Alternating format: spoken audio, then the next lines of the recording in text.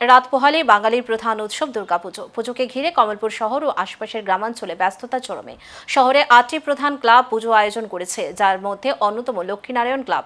এবছর ক্লাবের পুজো 62 বছরে পা দিল। প্রায় 10 লক্ষ টাকার বাজেটে আয়োজিত পুজোয় রক্তদান শিবির, সাফাই অভিযান, স্থানীয় শিল্পীদের সাংস্কৃতিক অনুষ্ঠান এবং মহিলাদের নানা প্রতিযোগিতা রাখা হয়েছে। স্থানীয় শিল্পী রঞ্জিত ভট্টাচার্য প্রতিমা নির্মাণ করেছেন, আর প্যান্ডেলে সাজানো হচ্ছে কাল্পনিক থিমে। পুজোর 3 দিন ধরে দর্শনার্থীদের উপচে পড়া ভিড়ের প্রত্যাশা করা হচ্ছে। এবার নতুনভাবে প্যান্ডেলের রূপ দিতে যাচ্ছি।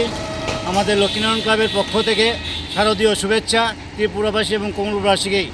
এবং আমাদের এই পূজা সবাইকে নিয়ে খুব আনন্দ উপভোগ করতে পারি, সেইভাবে আমরা উপস্থিত হয়েছি। এবং আমাদের এই পূজাতে মহিলারা খুব সমবেতভাবে অংশগ্রহণ করেন। এবং আমাদের এই পূজায় যে প্যান্ডেল এবং লাইটিং এবং সবাই লোকাল নিয়ে আমরা করছি। এবং এবারের পূজার বাজেট 10 লক্ষ টাকা। তার মধ্যে নৌমুতে আমাদের বিশাল পূজার প্রসাদের আয়োজন হয়েছে এবং লোকাল শিল্পীদের দ্বারা প্রতিদিন আমাদের প্রোগ্রাম আছে এবং বাইরের শিল্পীদের নিয়ে আমাদের নবমী এবং দশমীর প্রোগ্রাম আছে।